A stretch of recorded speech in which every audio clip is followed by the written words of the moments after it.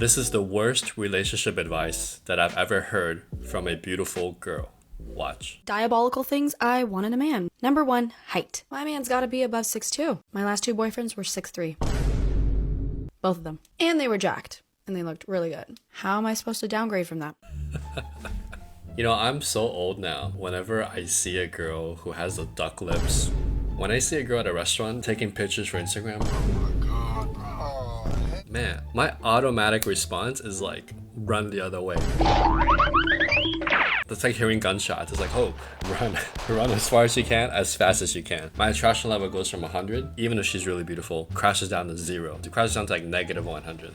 And I would just walk the other way. Why do I have that response? Because in my younger days, I've dated girls like this. And they are so painful. And people think she's beautiful, but really the beauty is outside and inside, right? And once you get to know her, the attraction just like dies. So, unfortunately, my next man will have to be 6'2" and up. Number 2. You can't have a gut. I need you built. I need you fit and going to the gym multiple times a week. I'm sorry, I'm just not gonna date a fat guy. Bro, what are you talking about, man? If I can be in the gym 5 days a week and be fit and care about how I look, you can do it. Number 3, he cannot have a salary cap. Whatever career he's in, he needs to have multiple streams of income, and we need to be able to make as much money as possible. That's why I will never date a guy who works in corporate. What is your 100K salary cap gonna do for me?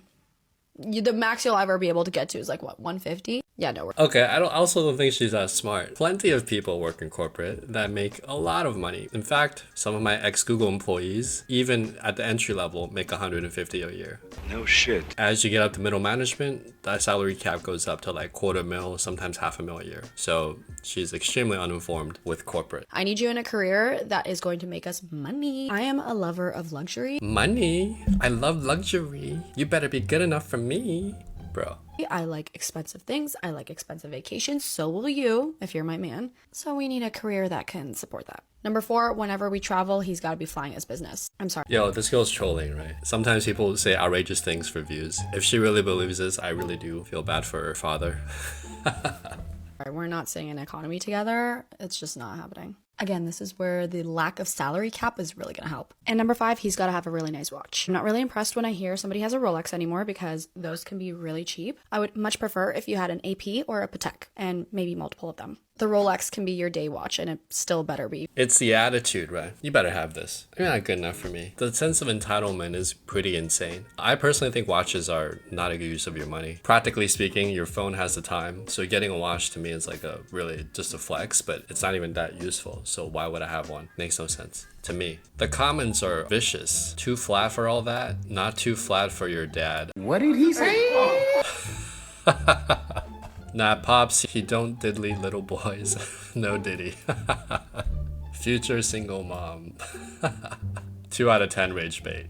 And then she pressed post. Alright, man, this is pretty wild. I'm gonna give you my thoughts as a former dating coach on this. So I'll take a look at the external and then let's talk about the internal. That's actually more important. Externally, she's a young girl, right? So she's coming into her peak in terms of her beauty and her sexual marketplace value. The problem is that she's actually not even that cute, right? Without makeup on. She's got a big forehead. She's flat. Now, those things don't matter that much if you have a good personality, but that on top of it, people are just gonna point out whatever you have that they can make fun of you for, especially if you're on the internet. People make fun of me for things about my face, right? Oh my God. But I'm not entitled like this girl. I've also met girls who actually are extremely attractive to the point where physically you look at her and there's nothing wrong with her physically. She's physically flawless, right? Like one of my exes. Except my ex was a good person. And in those situations, guys put up with all this stuff because on the outside she looks perfect, so they assume that on the inside she must be perfect too. And that's just a lot of times, unfortunately, not the case. Right now, the problem with modern dating advice is that the videos that are the most rage baity or the most controversial or the people that look the prettiest, those are the ones that go viral. So you have all these dating coaches that are pretty on camera, but they give really bad dating advice. The other problem that this dating advice gives, and this younger generation, is that they've never really felt any type of struggle. They never had a health issue, they never had economic issues because mom and dad always took care of them. Hey daddy, can I have some money? Here's $100. You can buy whatever you want with it. They never really fell down. You know that Batman movie when Bruce Wayne falls into the well and his dad picks him up and his dad says, Bruce, what do we do when we fall? We get back up. These people haven't had that. And so they have these crazy expectations of things always going upward. Make more money, hot guy, abs, da da da da da. Now, if she had said those things with a different frame, like, hey, I really appreciate it when a guy works out. Fine, that's reasonable. I really appreciate it when a guy's financially stable and can take care of me when I need him. Great, that's fine. But the way she's saying it, she's looking down on you, right? If you're not this, don't talk to me. You're a loser. That's the implicit effect of that video. And she's pissing a lot of people off just to go viral. Is it worth it? Probably not, unless she wants to start an OnlyFans. What did he say? In which case, it might be worth it financially. But this whole idea of, oh, everything's gonna be well, good, everything's gonna go better. That's not true when you're in a relationship. Now, something I learned from my mom and dad is that my dad had ups and downs. There were parts of his career that were amazing. He was an ambassador. And there were parts of his career where he almost got fired and there was a lot of diplomatic issues. People go through ups and downs. And you want to find someone with a mental and emotional fortitude to be there for you when you're down. Conversely, you're going to be there for them when they're down. That is a promise that you make to the other person when you get into a relationship. It's not, you need XYZ to be good enough for me, okay? That's just not how relationships work in real life. Now, when I was younger, and those of you that are watching this, some of you might be thinking, Giovanni, I know, but all the hot chicks in my city, especially if you live in America, they all act like this, and I just want to sleep with one of them. I get it. I used to have similar thoughts. I understand where you're coming from. Here's my advice to you. There's two trains of thought. One is, I'm going to sleep with this girl because I need that experience. It's a challenge and it's important to me. The other train of thought is, there's like, are there better options? If there are, I don't know. Show me, Giovanni. Show me some better options. So I'll give you both paths because I've traveled both of them. These type of girls that are really entitled, you're not going to be able to get to them without a basic paper resume. So what that means is, like, hotter than her, 22-year-old to 25-year-old hot blonde. She's at the club. She's the type of girl that the club will give her the free table and tell her to bring all her friends along, right? A lot of model girls have access to that. And every weekend they have basically free alcohol and because they're hot and that's their life, okay? These girls are so entitled that things just come too easily to them. And they don't realize that when they hit 30 or when they get older, that look is going to fade and she's not going to have that anymore. Nice ass won't get you through your whole life.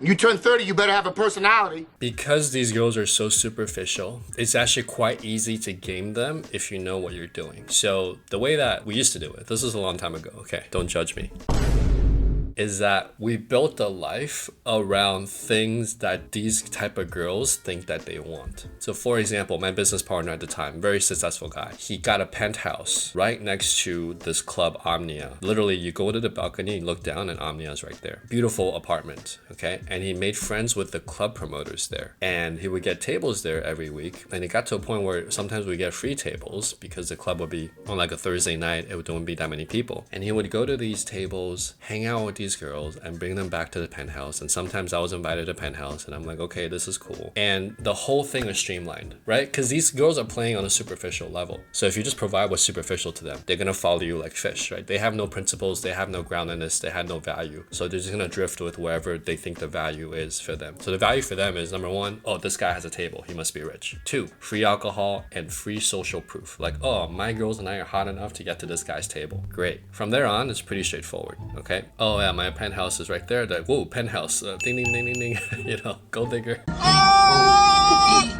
And to be completely frank with you, there's party favors. Like, a lot of them are, you know, I never partook, but there's a lot of stuff going on.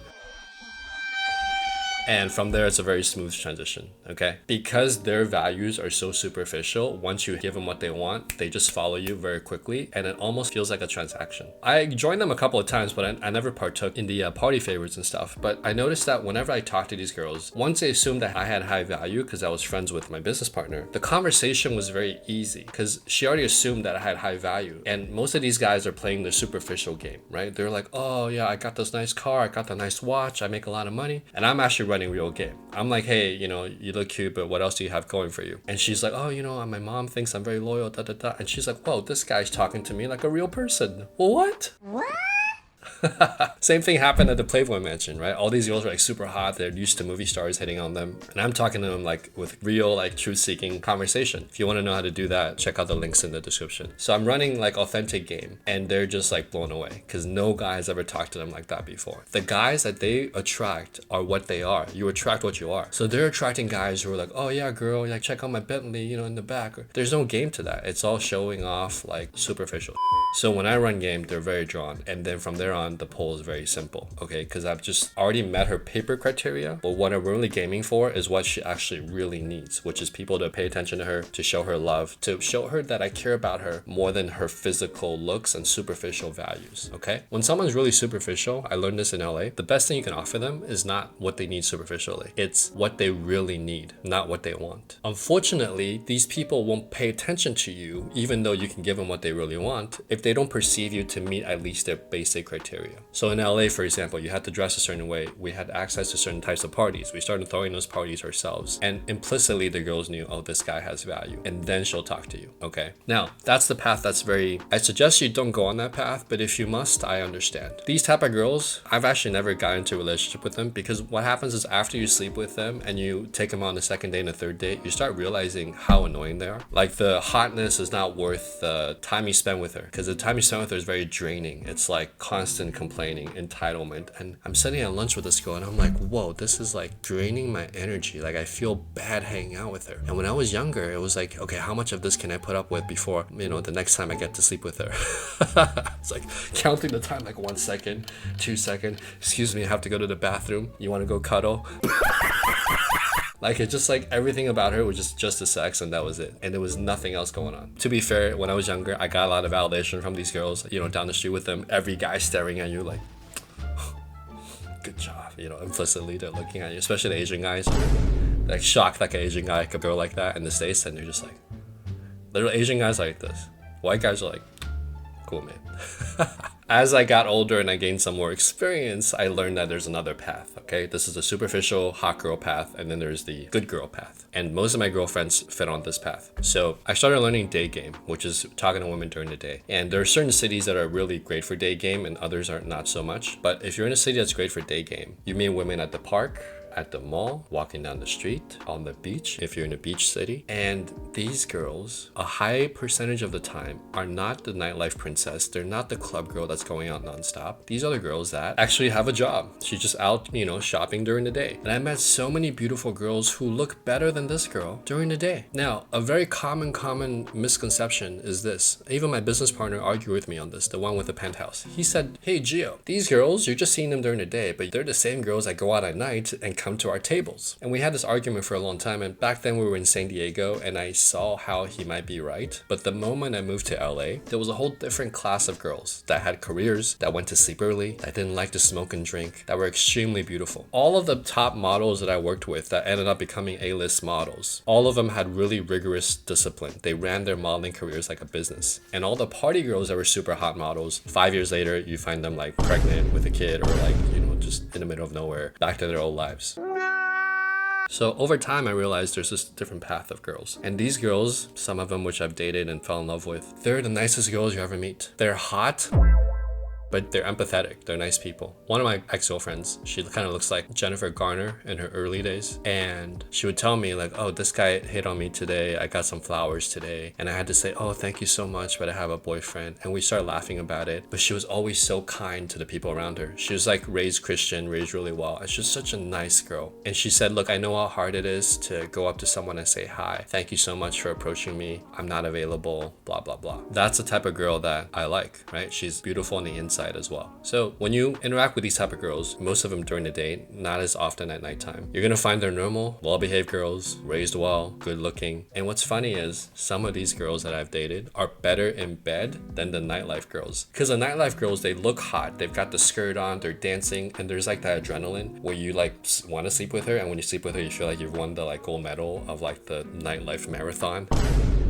You finally cross the finish line, and it's exciting. But the actual like techniques and bedroom skills, they're like okay, right? They're not bad. But what's funny is these good girls actually, in my experience, are like more crazy in bed. They just don't sleep with everybody. But the people that they do sleep with, they're really good. They do everything. They're very like giving, and they'll do whatever they can to get you off. And they're actually quite crazy in bed as well. So once I found this other path, I'm like, why the hell would I deal with all this BS here with this level of entitlement when I can have good girls with good values that are just as crazy in bed and make better girlfriends? So after I realized there was another path, I always travel this path. I never went back here again because this path is like just not worth it in my opinion. So to recap the video, young women, don't listen to this girl. This is extreme either rage bait or extreme entitlement that's gonna end up with you being alone and getting older and losing your looks and realizing you have no character to give. Okay? Okay. For the guys, these are not the type of girls that you should be going for. Okay? There's this path that if you want to try it, you can. There's a specific way to do that, and in my course I show you how to do it. But with that skill set, you can go this other path to find beautiful girls inside and out that make great partners. To get the nightlife princess, you have to meet her paper criteria, superficial criteria, or at least pretend enough where she perceives you to have high value. And sometimes if you don't have that access, you befriend someone who does. To get the really good girl with the good values who's also good in bed, you have to be a good person, and you have to run what I call authentic game. That is a game that is conveys who you are in an attractive way over time. And the more she gets to know you, the more she feels like she's drawn to you and who you really are as a person. Okay? Now these girls are not slobs. They're very good looking as well. So obviously getting in shape, getting her style down, all of those are prerequisites. But she's not gonna focus only on that, this type of girl. She's gonna look at you as a whole package. Okay? And that's the type of man I hope you, if you're watching my channel, that you can become. A guy who's beautiful on the outside and the inside. If you need some help with looking more beautiful, developing a stronger type of game, check out the links and the free resources in the YouTube description. Enjoy.